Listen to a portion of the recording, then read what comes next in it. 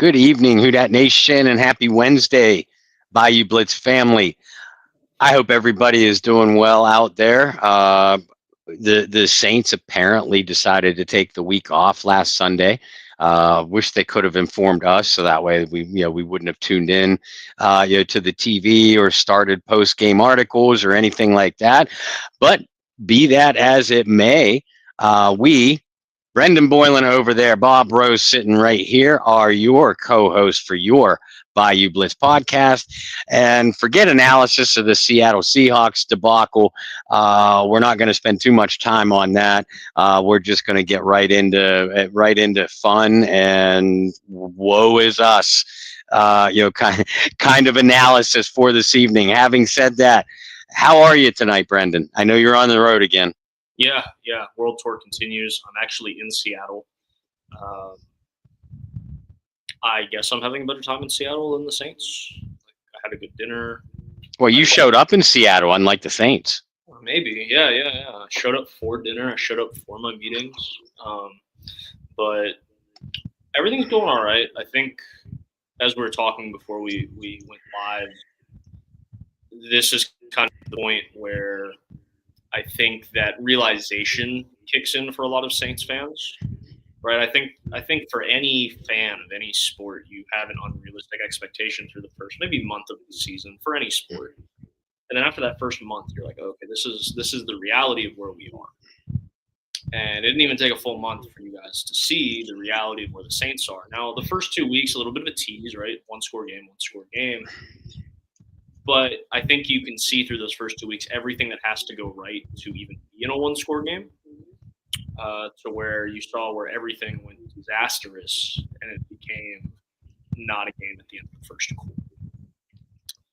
So I think that's where we're at. I think that's kind of the direction you and I want to talk about tonight is what are the expectations for the team, considering we can all – this is where the Saints are, and kind of talk about a handful of things, but you want to talk about something that is super important, even more important than the New Orleans Saints, and that's our friends at Get Checked or Check Out. We want to talk to the people about all the wonderful things they do, the upcoming cruise, and how they need our help as much as we need their help. It's a team effort, unlike the Saints on Sunday. So with that, take it away. Yeah, unlike the Saints on Sunday, Get Checked or Check Out is an organization that is there for us, but they need our help to do so, like you said, Brendan. First of all, the website is tcynow.org. It's right at the bottom of the screen there. Get Checked or Check Out is put into place to steer not only patients but families and loved ones, friends of patients who have received a diagnosis that makes you think, I don't know where to turn next, whether it's for treatment, therapy, treatment options, family therapy, individual therapy, research projects. Get Checked or Check Out is there for all those issues and much, much more.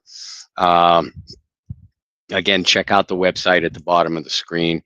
They are there to help enrich patients' lives and their loved ones.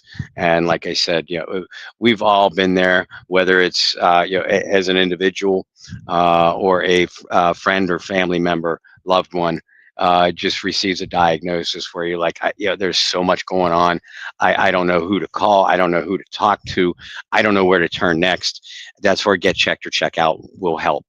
And our friends at Get Checked or Check Out want to focus on all health-related issues, both mental and physical, but spend special time on one health-related issue per month.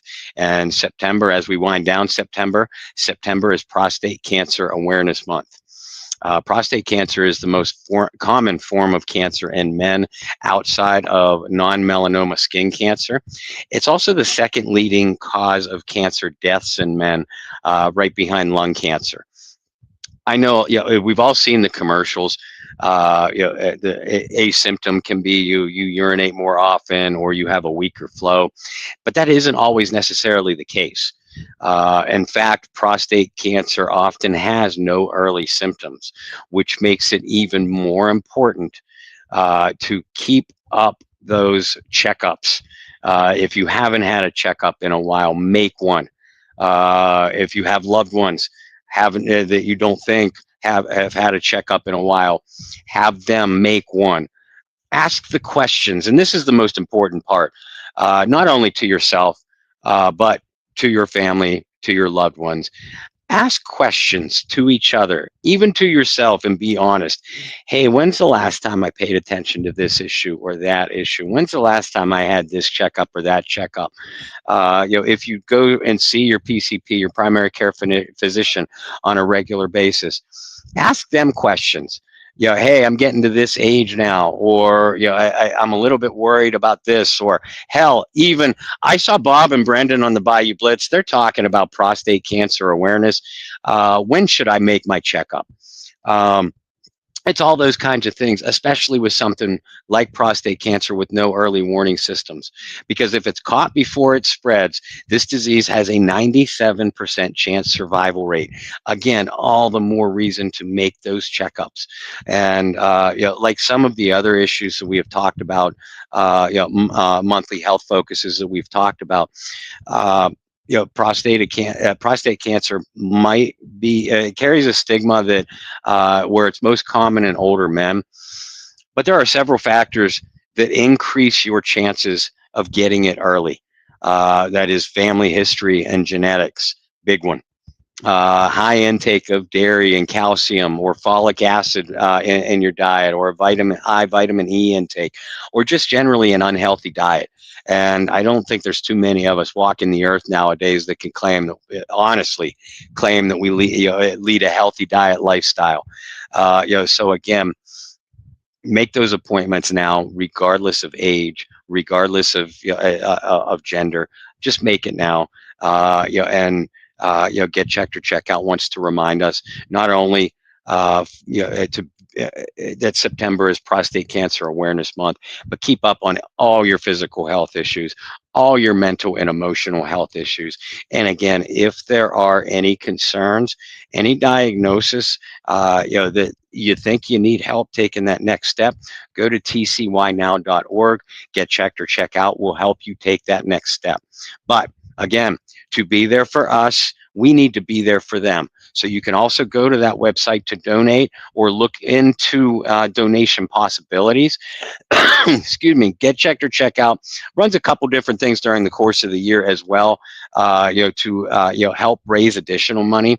Their biggest one is the original Go Black and Gold Celebrity Charity Fan Cruise. I was very fortunate to go on last year's cruise. I have already booked my cabin for the 2026 cruise. 2026 original Go Black and Gold Celebrity Charity Fan Cruise will be March 26th through March 30th. Now, this year, they're not leaving from New Orleans. They are instead leaving from Jacksonville, Florida. I say they, I meant we are leaving from Jacksonville, Florida. And we are docking in the Bahamas, which is a new destination for this cruise and has us all really, really excited. It's a Carnival cruise line. Now, if you're me and you don't live in the New Orleans area, I'm flying directly into Jacksonville, and I'll meet you all on the boat. If you are from the New Orleans or Gulf Coast region, there are additional packages that are leaving from New Orleans and taking you guys directly to Jacksonville, to meet up with me and the rest of the crew to get on that boat. You can contact Shireen DeWalt at Get Checked or Check Out for more information on those packages. There are still spots available. As far as booking for your 2026 cruise, and again, that's March 26th through March 30th. You can book now through Summer Cochran at Seven Seas Travel. Summer's number is 985-643-6958. That's 985-643-6958. That's Summer's cell phone. So you can either text or call her direct. When you do, and you don't have to pay for your whole cabin up front, you can just make a small down payment now. to book it, and then you don't have to worry about paying the rest off until after Christmas. So it could be a Christmas gift to yourself, to your family, or you can still focus on Christmas and then get that first destination of the 2026 New Year out of the way right after. The Saints greats that are going to be on this year's cruise, the five that have confirmed so far are Delvin Breaux, Tyrone Hughes, Michael Lewis, Courtney Roby, and Pierre Thomas. Now, what's so great about this cruise, guys, is you're with each other. We have our own section of the boat, so you're hanging out with fellow Saints fans and their families. But guess what? You're hanging out with these Saints players too and their families. It's not a situation like many NFL teams run throughout the league, not just NFL, professional sports period, where you have a meet and greet with so and so for an hour, or a Q&A session or an autograph session for an hour or two here or there. No, these guys and their families are going to be intermixed with us the whole time. We're hanging out together in the casinos, at the bars. We're eating dinner together, eating lunch together, hanging out on the deck together. There is a very highly competitive putt tournament that takes place during this trip. There's also going to be other contests that Shireen runs, including, I'm hearing rumors, and I'm pushing for this one, a karaoke contest, trivia contest, and a few Q&A sessions with the players themselves. Kind of get to know them a little bit better. But like I said, you have your chance to do that the whole cruise, because they're hanging out with us the entire time. So again, March 26th through March 30th, sailing out of Jacksonville, docking in the Bahamas. And unless you're me, I may not return from the Bahamas, but you will, and most of you will return to Jacksonville. Book that cabin today. It's not only giving yourself the trip of a lifetime, you're helping a great cause, and that cause is through Get Checked or Check Out. And again, check out that website at the bottom of our screen. Well said, Bob. I am still going to make sure I get you some weighted golf balls on order for you to sneak in your bag. All right, you and Courtney Roby have your little revenge tour with some weighted golf balls on the ship. Talking about ships, the Saints, or I guess we can steer the ship where we think the Saints should go, and kind of the direction for this team, considering where they are. Going into this season, I think you and I were both cautiously optimistic that this team can win 7 games on the high side. Mm-hmm. But that was kind of where, at least for myself, I saw them maxing out was like 6-7 games on the high side. Might be lucky to pull close to 500. But a lot of things had to go wrong. And unfortunately, some injuries, a handful of injuries at this point, and less than stellar special teams play, especially last week, led this team to where they are, which I think it's time to sit down and have that tough conversation of this team's not good. They're not going to be good this year. They may surprise you and squeak out a win or two that you don't expect. But when you go and you look at the rest of the schedule, yes, in terms of strength of schedule, it's one of the weaker strengths of schedule in football. When you look at last year's numbers. But this year, I mean, shoot, the 3 teams that the Saints have played are combined like 7-2 Mm-hmm. 3 weeks. They're playing good competition. That might be a bright side or a way to twist kind of the assumption that they are a bad football team. But I'm going to say the sports talk radio thing that probably drives a lot of you crazy. And that is good teams find ways to win football games. Bad teams find ways to lose football games. Mm-hmm. And in the first 3 weeks of the season, what have the Saints done? In my opinion, they've found ways to lose football games. Week 3, special teams was atrocious. There's no sugarcoating. Week 1, 8 pre-snap penalties. That's how you find a way to lose a ball game. Week 2, penalties, inability to convert in big moments. Going back to week 1, it was a great play on the ball, but Juwan not coming down with in the end zone, right? Those are all little things that you control, and you find ways to lose football games, and that's where the Saints are. I've seen some people jump to extremes. You're already seeing the rumor mills and the trade talks, and should the Saints do this? Should the Saints do that?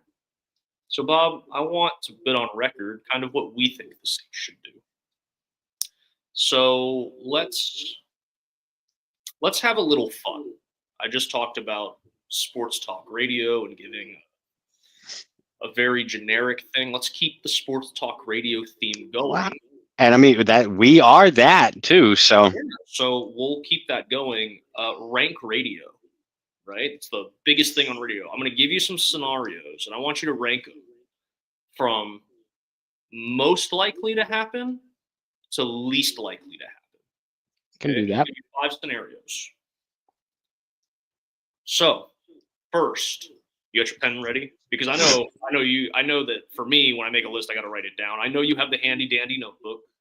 I do. I actually have 2 notebooks going this year. I have my week-to-week game, and then I have my player analysis notebook that I didn't completely fill up during the draft. That in itself was a surprise. That's so you have I can't keep calling it the handy dandy notebook, or Blue's Clues is going to come after me. Yeah, right. So we'll call it Bob's Brilliant. I don't know. I couldn't find another B. Bob's Book of Knowledge-ish. Bob's Book of BS Football from New Orleans. There we go. Got it. I'm just kidding. Okay. So scenario 1. We're going to go from one extreme to the next. So scenario 1, the Saints go winless. Okay, I know hey, if we're gonna do rank radio, I got to do the radio things, right? So that's scenario 1. Scenario 2, Spencer Rattler starts all 17 weeks. You're making this easy. Okay. Number 3, the Saints trade either DeMario, Cam, or Alvin Kamara by the deadline. Scenario 4 is Chase Young plays less than half of the season. And scenario 5 is that Blake Groupie is cut before the end of the year. So those are my 5. You can throw some back at me, but I want to see where you would rank these, and then we'll talk about kind of where our rankings are. So again, from most likely to happen, least likely to happen. So I'll give them 5 to 1. So start with least likely, and then work your way to most likely. Least likely is that the Saints go winless. I agree. Yeah, I mean, you look at. And you know why I had to throw it out there. Oh yeah, yeah. I mean, yeah. You look at. Yeah, you look at the remainder of the schedule, and I mean, first of all, I honestly felt that the worst they'd be after these first 4 games, which everybody felt like was a gauntlet, that they'd be 1-3. I actually felt like they'd probably go 2-2, but those 2 games. The 2 most winnable games for me were the Cardinals and the Seahawks. We both picked the Saints to beat the 49ers based off of injuries. Egg on our face there. I don't think anybody outside of a couple family members of Saints players, thought from the start that they'd beat the Buffalo Bills. But you get past the Bills, And you got the Giants, which I know we'll get into a little bit deeper before the end of tonight's show. You got the Giants, Patriots, Bears, and Bucks in October. I know the Bucks are playing some good football. Well, the Bucks are a house of cards the way they're playing, but they're 3-0, and right now they're the class of the division. The Bears finally got on, notched their first win, but they're not a good football team. The Patriots are not a good football team, and the Giants are abysmal. And then later in the year, after Thanksgiving, you got the Dolphins, the Bucks again, the Panthers, the Jets, the Titans, and then you finish off the year against the Falcons. I just spit those out, and I didn't even mention the Panthers twice. Atlanta twice. Right. There is no way that this team goes winless. I don't care how bad they are, and I don't think that they're as bad as the team that they showed against Seattle. But like you said, Brendan, I think that they did show us in the first 2 weeks that so many things have to go right for them to just be in a game.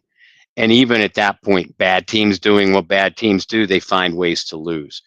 I think, and I said it with Alan on Under the Dome last night, I said it with Jordy Haltberg on Tuesday, this is a critical moment in the season for Kellen Moore and the leadership in that locker room and the young core. Because, I mean, you've just come off an absolutely embarrassing performance.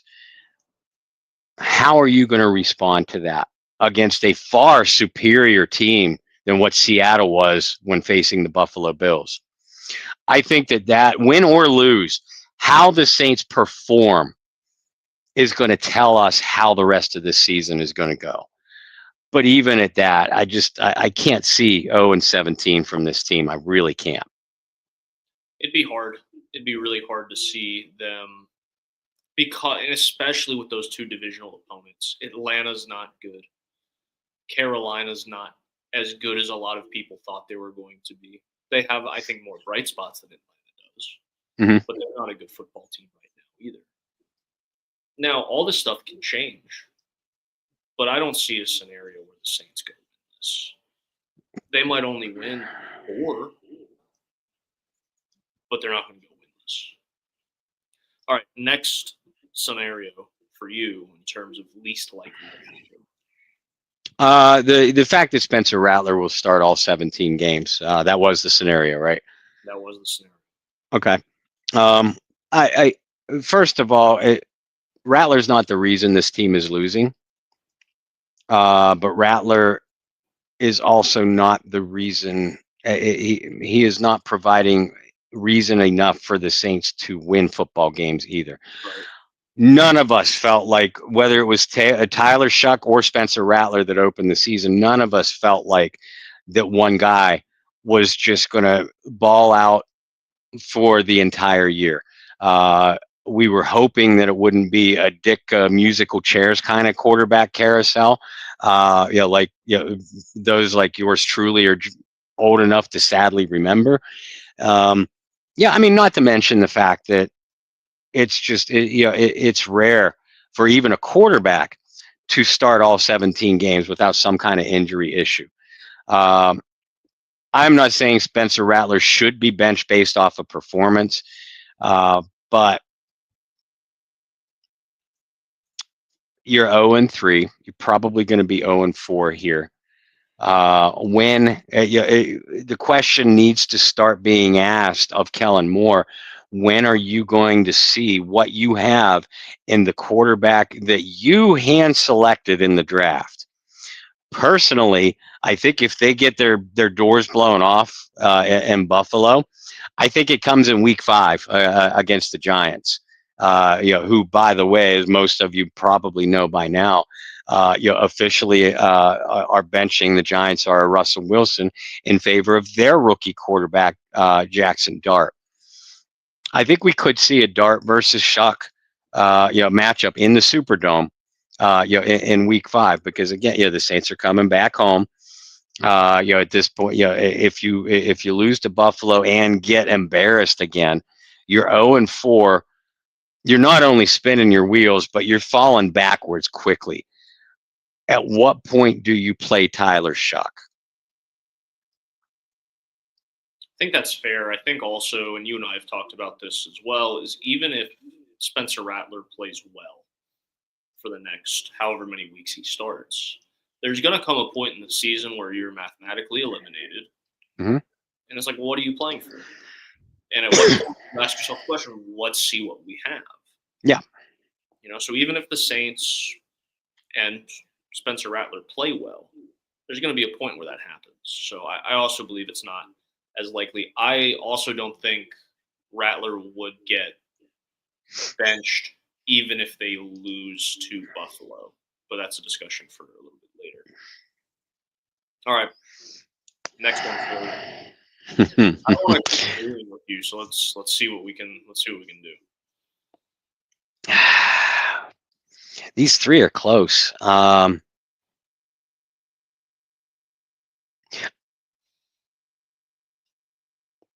Chase Young did not practice again today.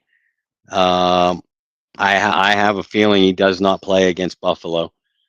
So we're talking at that point 12 games remaining. Chase has already missed 5. Groupie's missing a field goal a week and absolutely killing this team. And there are a lot of fans calling for, give Kamara, Cam, and DeMario a shot at a ring elsewhere. And you're starting to see running backs go down on a couple contending teams. As far as least likely to happen first of those 3 scenarios, I'm going to say it'll be the trade Kamara, Cam, or Davis. I don't think this team is going to have a fire sale and get rid of all 3, no matter how bad things get.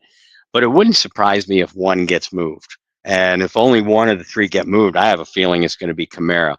That's probably another discussion for another show. But I don't think this happens in the next 2 weeks or anything like that. I think Kellen Moore, Mickey Loomis, they'll give these guys a chance to right the ship in 3 weeks. We'll say, because again, only a fool's betting money that the Saints beat Buffalo this week.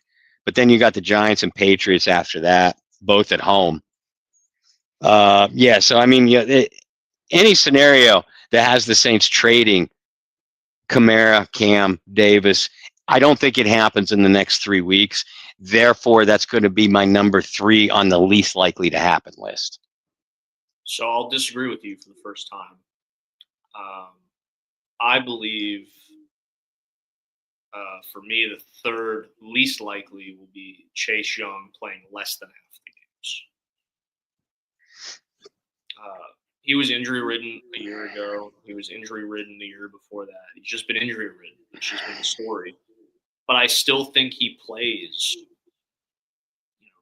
8 or more games. I think he gets healthy enough to play. I think right now, especially being on the road, going to Buffalo, maybe he gets held out. Then you get a couple games at home. You're there with your doctors consistently throughout the week. I think maybe you kind of see the push to get him in week 5, especially against a rookie quarterback in Jackson Dart. Maybe give him the opportunity to run wild early in the year. And then from there, barring everything else, I think he's going to be, good to go. Knock on wood, right? That there's no other injury. But I think that's where that'll be the first disagreement. Was one of your layovers out to the Pacific Northwest in Vegas, because you're taking a gamble here? Unfortunately, well, yeah, right. And like we said, let's assume Chase misses this week, and I think he does. You're talking already 4 games missed, with 13 remaining on the schedule. You're betting that I know. So you're betting with Chase Young's lengthy injury history, you're betting that Chase Young is only going to miss a minimum of 4 of those last 13 games. So, okay. I think he stays healthy. I think he also has to, right? Like, I know he signed the deal. I know what the deal is, right? Multi-year, $50 million or somewhere in that range. I get it. He's comfortable with that deal. But also, this is your last chance. Like, if you don't perform here, you're not getting another contract after that. Yeah. I say that, but Jadeveon Clowney signs a contract every year. Still can't. Right. But yeah, this is really your last chance to prove that you were worth the number 2 pick however many years ago. All right, number 2 for you. The last 2 that you have on the table are Chase and Groupie. For me, I have Groupie and trading one of the veteran guys. So where do you? All right. My next one is going to be Groupie. You got to start having the and again, Groupie missing a field goal each week would have come in real handy against Arizona. It could have changed the approach down the stretch against San Francisco, and I mean, against Seattle, nothing went right for the special teams, offense or defense or coaching staff that day.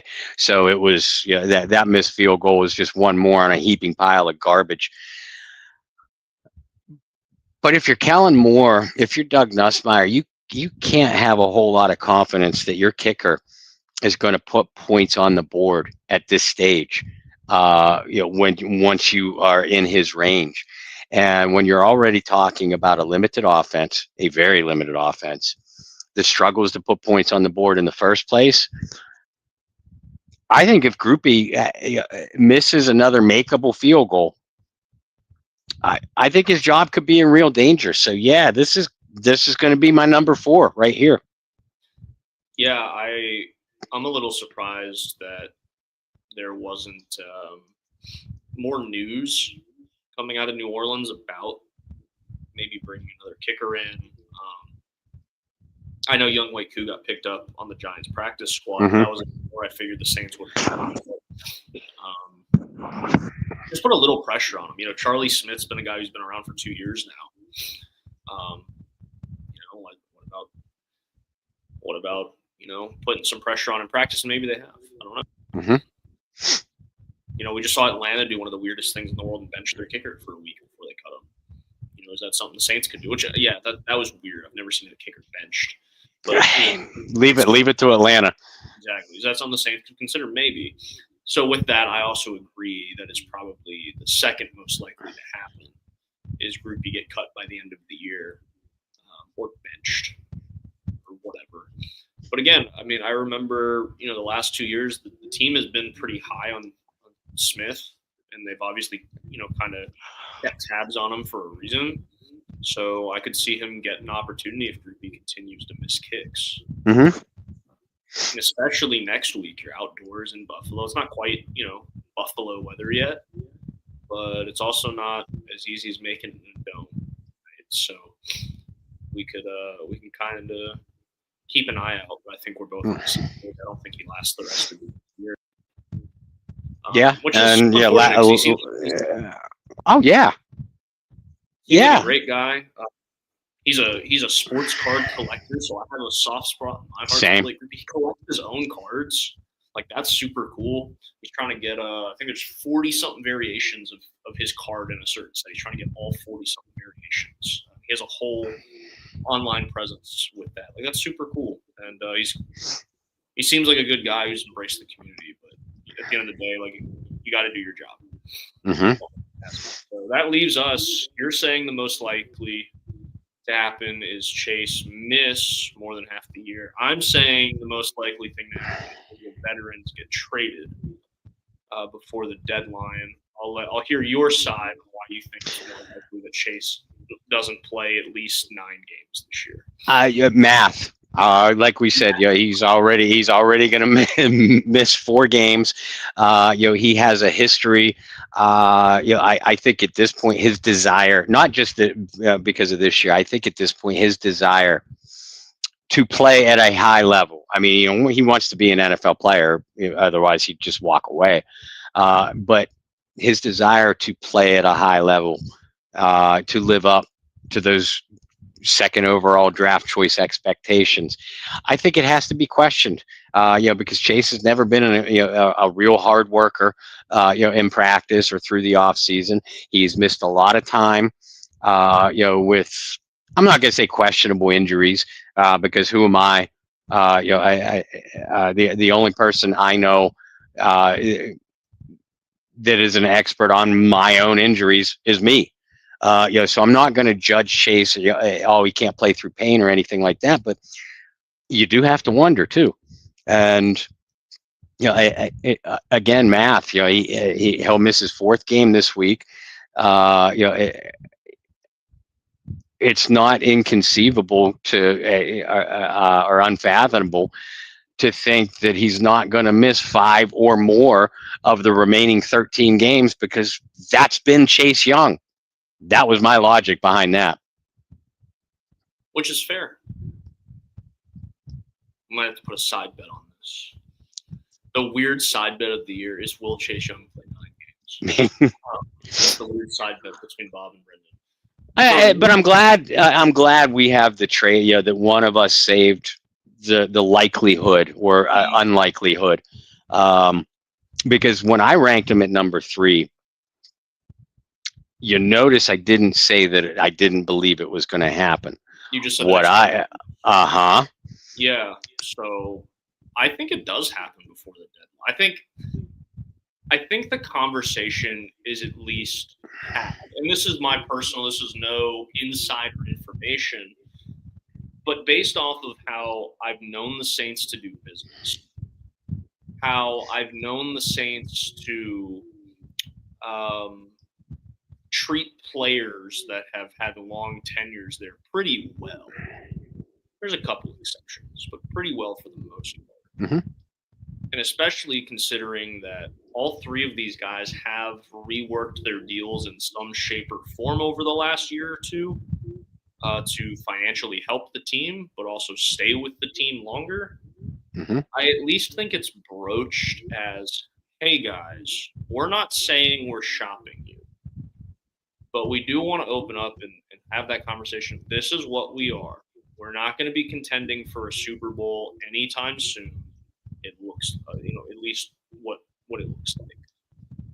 If you guys want the opportunity to go chase a Super Bowl ring, we will grant you your wish and work with you to find you a spot on a contender. We just want to let you know that out of the respect we have for you and what you've done for the team, we would be willing to give you that opportunity if it's something you want. Now, all 3 of them come back and be like, no, I'm good. I want to stay here. One of them may say, you know what, give me the opportunity.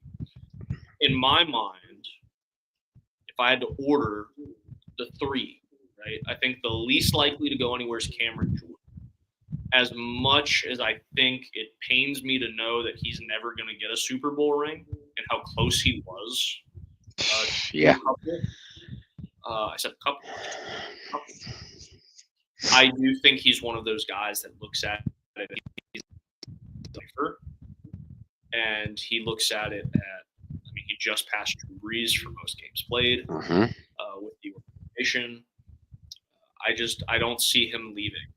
I see him being one of those loyal soldiers that goes down with the ship. Second, Demario Davis. Mm-hmm.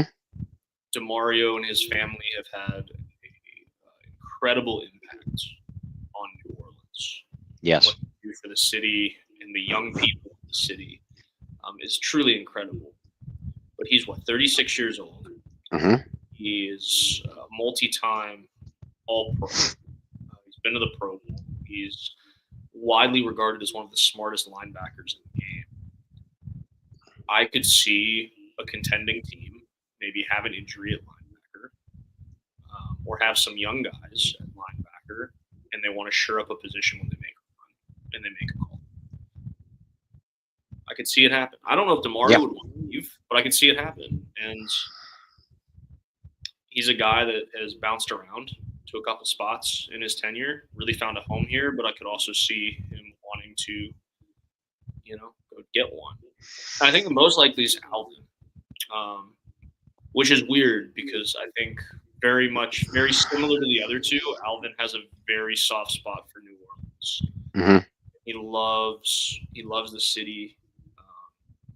He had a quote last week about he doesn't matter who it is. They're talking about his success against Seattle in his career, and he said something along the lines of, I don't care who it is. If they don't have the fleur-de-lis on the side of their helmet, I'm going to go after them.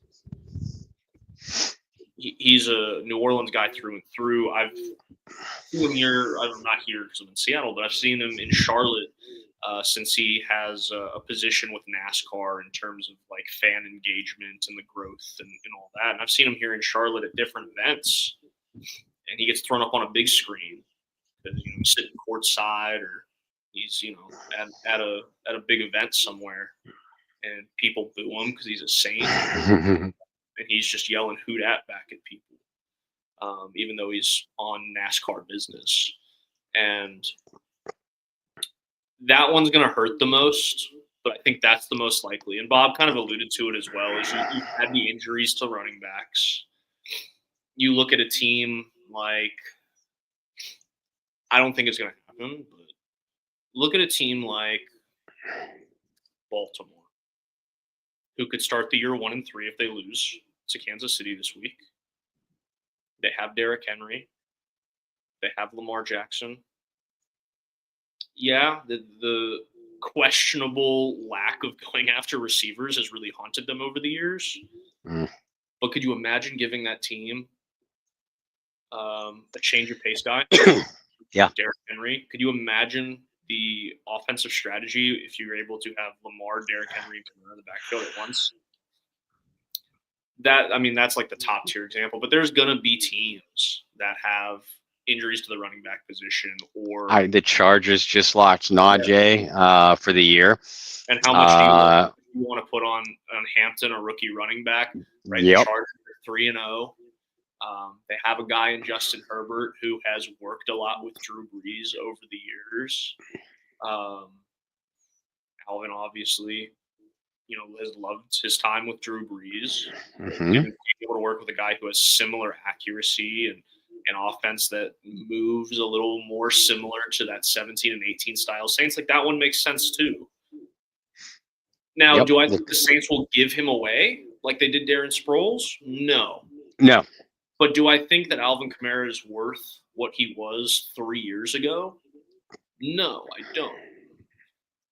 But I still think the Saints could get enough asset return for it to make sense.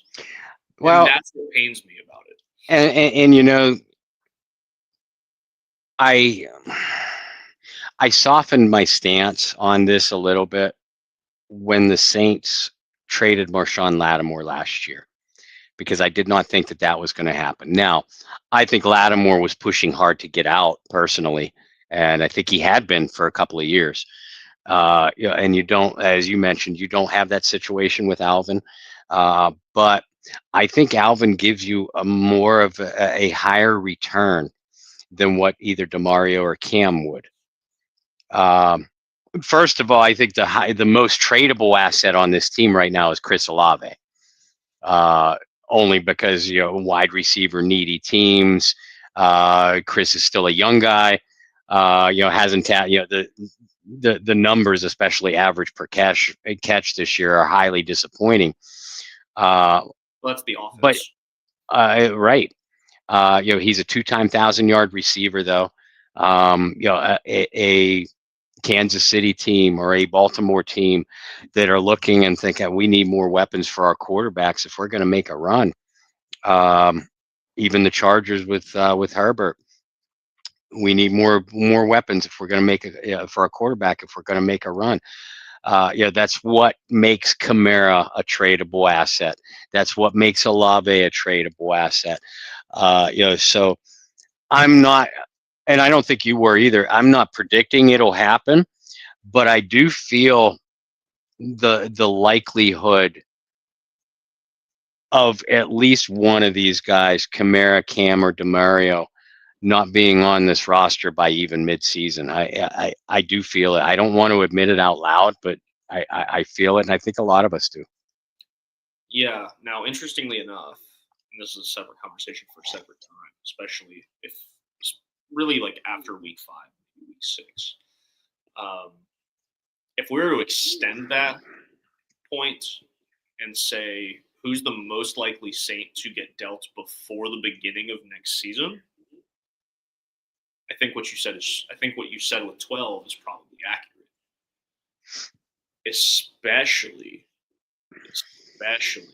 if he's a guy who continues to not find the end zone, which is not all his fault. Some of it is, but not all of it. That drop against San Francisco.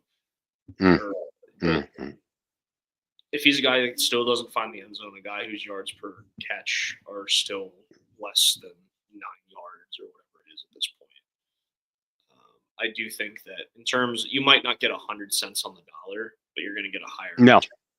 No. I mean, you wouldn't get even a first, maybe not even a second round draft choice.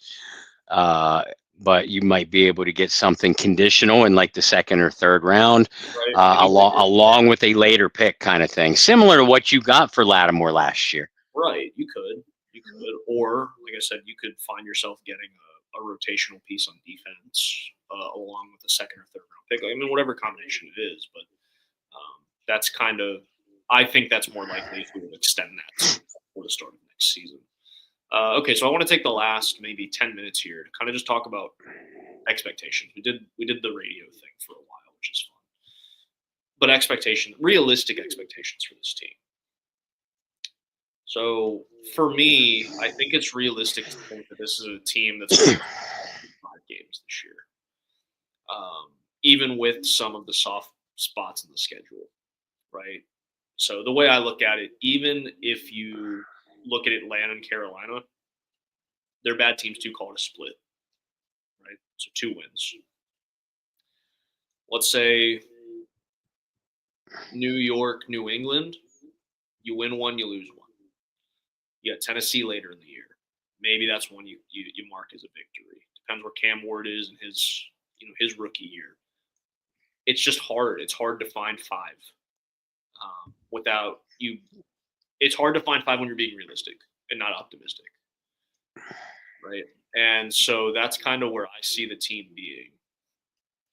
Unfortunately, I also don't see this being something where one day we wake up and we see this team scoring 24 plus a game consistently. Unfortunately, that's just not how, I don't want to say it's not how the offense is built, but they're not taking a lot of shots downfield.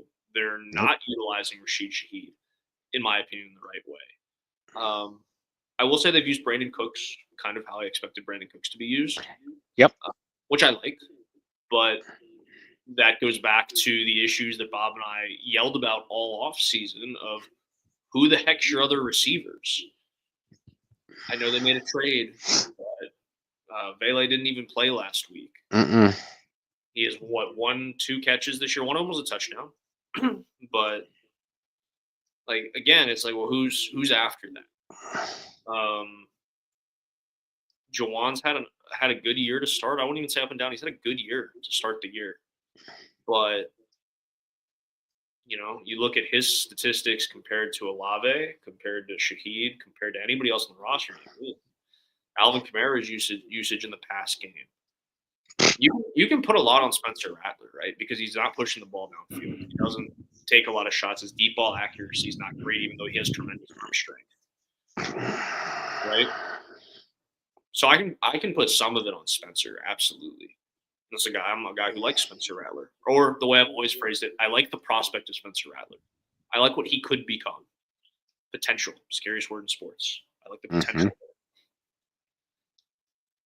But equally, you got to put some of it on Kellen Moore for not challenging the offense to do. Yeah, 100%. It is super vanilla. It is, yes, you want your quarterback to be comfortable. Yes, you don't want him to have to overthink, especially in a new system this early. But at some point, you got to let it rip. Right? And I'm not necessarily saying let it rip with Spencer Rattler's arm.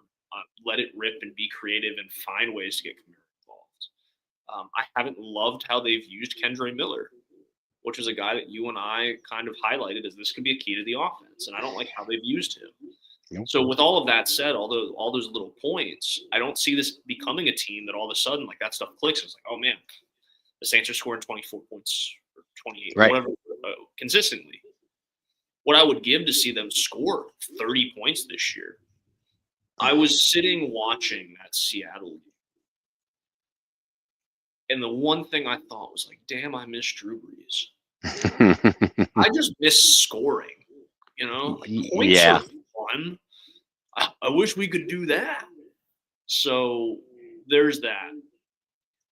I do think the defense is not getting enough credit for where they are. They are like an average, like the front seven. Let's separate that unit. The front seven.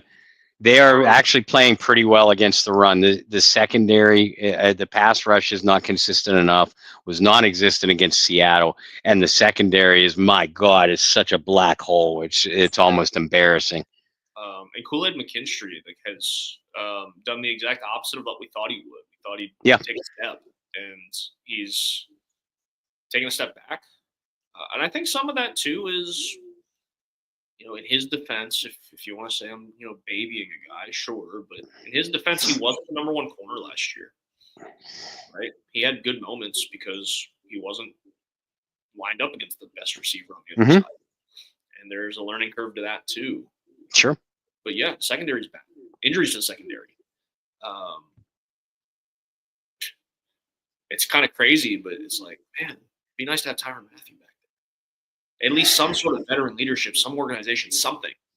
It would be really nice to have. But no, the defense average, which is good. It's better than it's been in the past in some areas. But an average defense and a below average offense is not going to win you football games. On top of that, you have an abysmal special teams unit. Yeah. It's going to be a long year, guys. I think the realistic expectation is expect this team to be bad. Enjoy the games where they move the ball. Enjoy the games where they do put points on the board. But don't expect it week in and week out. That in that first week where they sacked Kyler Murray, now some of them were not really sacks. As sacks. Don't expect that either. I mean, yes, it'd be great to get Chase Young and just see what he's got. But it's going to be hard watches for the rest of the year. And that's the expectation. This is a team like 5 games. They might finish last in the division. Well, look, I said earlier that I thought that this week against Buffalo was extremely crucial for Kellen Moore, Spencer Rattler, the young guys on this team. So, and I stand by that. Therefore, my feeling on the remainder of the schedule could completely change based off of what I see them, what the product that they put out against Buffalo. If they make the Bills feel like they're at least in a fight and shows a little bit of fight and a little bit of development themselves, then I can still see 6 wins on this schedule. I can. Giants, Patriots. I keep throwing the Bears in there because the Chicago Bears are not a good team, folks. Bears, Panthers, Falcons, Dolphins, who are awful, Jets and Titans. I could see 6 wins out of those 10 games. I can. Now, call it 5. Call them splits. 5 wins. Yeah, 5 wins, and then maybe you steal one from the Bucks. Maybe I can't see them going into Los Angeles and winning because that city has been a town of nightmares for them all their lives. But yeah, I mean, out of those 10 games, I can see 5 to 6 wins. I mean, if things go really right, 7 to 8. I am not predicting that. I am not. I was at the beginning of the season. I was saying 7 to 9 wins, but again, that was coming out of this first 4 games with 1 or 2 victories, and then focusing on those 10 games that I mentioned. But I could change my tune drastically if they put up a listless, hapless effort again this Sunday for the second consecutive week. At that point, I'm saying, okay, you are as bad as the Giants and the Patriots and the Jets and the Titans, etc. You are as bad. So literally flip a coin. You could go in those 10 games that I mentioned, you could literally go 1-9 or 2-8. So I could see that scenario too. Especially again if they get curb stomped against the Bills, the Saints could come out of that week with, you know what, we are as bad as everybody. They're not admitting this out loud, of course, but we are as bad as they say that we're going to be. We were going to be at the beginning of the year. This is a lost season, and their confidence, especially for those young guys in the locker room, and a first time head coach, all of a sudden things just go off the rails. So I do think that it's a question worth revisiting next week based off of how they perform, not win or lose, but how they perform against Buffalo. Yeah, I think that's important. What you just said is, and you said it earlier too, is it's not necessarily a win or a loss against Buffalo. It's an effort thing, right? And it is a sad state of what we have now become when we're talking about moral victories. Well, but you see what I mean too. Yes, I mean Buffalo's a contender, right? I'm also just a reminder to all of you. I'm a Charlotte Hornets fan, so there have been a lot of moral victories over the last 9 years. But it's true, and at the end of the day, this is a Hall of Fame coach, as I like to remind people as well. Thank you. It's an effort thing. You might not be as talented. You might not be as good. You might lose, but we can build off of effort, and we can build off of whether or not you give a shit. And that's what it is, right? If you don't care, there's nothing to build on. If you give me effort, if you make the extra block, if you churn your legs for that extra yard, even if it doesn't matter in the grand scheme of things, those things go a long way. If you execute down the stretch, even in a blowout game, and you find yourself in the end zone, those are things you can build off of. Right? My number one rule as a coach, as a player, as a human, was always, I am going to let you know that you're in a fight, so much so that you ain't going to be in a hurry to do it again, whether you win or lose. Mm-hmm. Everything else is fixable.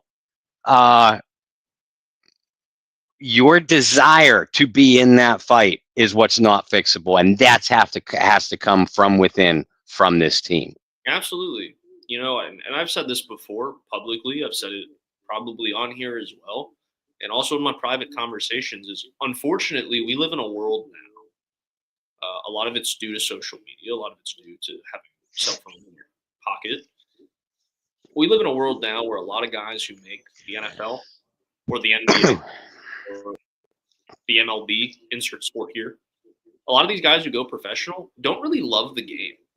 They're just good at it. They did it for clicks or whatever. And they get there and they're like, well, I'm making millions of dollars. I don't really love doing this, but I'm pretty good at it. But they don't care. Right? It used to be back in the day. I can hear my papa say it. He's been gone almost over a decade now. But he always loved college sports more than pro sports because he said they still have the love for the game. Right? Not anymore, but yeah. NIL's kind of ruined that, but they still have the love for the game. They're doing it because they love the game. And I'm seeing it more and more where I catch myself going, that guy doesn't love the game. That guy doesn't love football. That guy doesn't love playing basketball. That guy doesn't love whatever. He's just here to collect a paycheck, or he's just here. We're going to tell a lot. We're looking at you, Chase Young, if you're tuning into the Bayou Blitz tonight. Bob said it. I mean, it's questionable. It's in question, right? Ben Simmons in basketball, I've said for years. Oh, yeah. Does not love basketball. Ben Simmons is the Chase Young of basketball. There you go. When you live in the state where he was drafted. So, with all of that said, it's going to say a lot about these young guys. Maybe not so much the older guys. We kind of know what we're getting out of the Cams and the Marios and the Alphins. But some of these young guys, it's going to be very evident against Buffalo, especially if it gets out of hand early, which I very well could. I mean, they're a very good football team. It's going to tell me a lot whether those guys care or not, and if they have a heart for it. Now, I will say, some of you guys are going to hate me for this. I will say it's been my biggest takeaway from Spencer Rattler through 3 weeks is that based off of especially running the football, to me, the guy cares. He has he has some fight in him, right? He has not performed the way a lot of us have hoped. I think he's performed a lot better than some people thought he would. He's been average, right? Kind of like Bob said, he's not losing the games, but he's not winning the game. But he has heart and he has fight, and I can respect that regardless of who's playing, whatever position you play. Why do we love Taysom Hill so much, right? Guy's got to fight, right? Why do you have fan favorites, right? I think the definition of a fan favorite is a guy who's not the best guy on the team and could very well not be in the league if he wasn't on your team. But you love him. Why? Because he cares. He has extra fight. He does the little things. Shout out Marvin Williams, who played for the Hawks, Jazz, Hornets. Just a guy who that's a good one. Dive on loose balls. Like, that's what it's about. And so when I watch the game this week, when you watch the game this week, when you guys at home watch the game this week, I want you to look out for that and see the guys that are going to go the extra mile, do the extra things. And damn it, if this ends up being a good game and they fight, then maybe that locker room's not as bad as I thought it was. Right. And those are the things I'm going to look for. So with that, Bob, do you have any predictions for this week? Because I don't think it's going to be good, but we might as well talk about it. No, I don't think it's going to be a close game either. I feel like Bills 31-13, and Spencer Rattler, not all entirely his fault, but Tyler Shuck gets the call against the Giants. I think I could see a couple turnovers out of Rattler. I don't see any way in hell the Saints defense is able to contain Josh Allen. I think Josh Allen's liable to go crazy, and 30. I'll go 31-13. So hit the over on rushing yards for Josh Allen this week. So hit the over on rushing yards. He might not throw an incomplete pass. With how bad that secondary is. And the thing throughout his career, Josh Allen has eaten up zone coverage. That's what the Saints predominantly play. So it's going to get ugly. I'm going to take the Bills in this one, 35-20. I do think the Saints get a garbage time touchdown. Very similar to what they did last week. I think they marched down a touchdown. I do expect Tyler Shuck to get snaps late in the game, very similar to last week, but I'm not ready to pull the plug on Spencer Rattler yet. I'm not saying I am. I just think that's what's going to happen. But I also was not impressed at all with Shuck's few snaps against Seattle. So he had 2 pass attempts. I don't want to hear that. The first pass especially, I was like, oh my God. But maybe that was also just in the state of being frustrated throughout the game, right? Which could be fair. But that first pass, like, can we just get can we get the guy a simple completion? Like, can we please? But yeah, I don't know.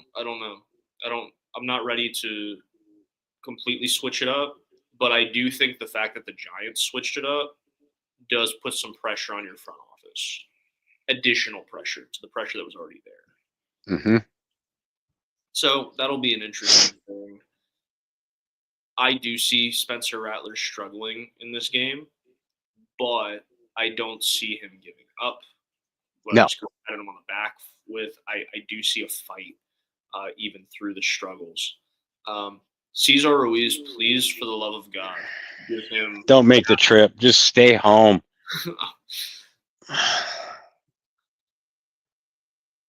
It blows my mind that every week I can log on to Twitter and I can find a picture of Cesar Ruiz and I can read his nameplate because he's been turned around. It is so bad.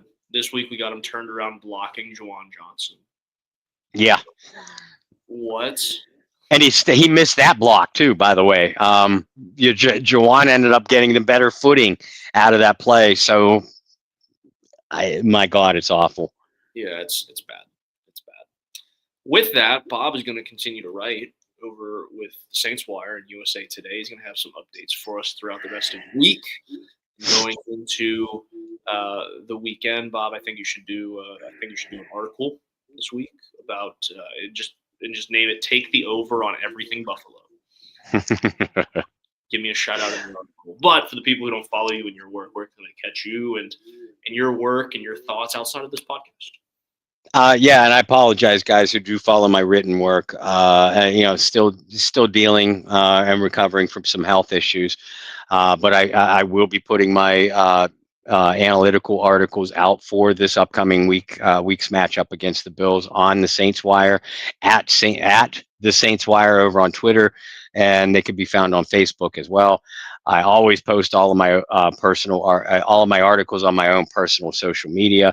Bob Rose on Facebook at BobbyR2613. Folks, don't forget our friends at tcynow.org. Get checked or check out.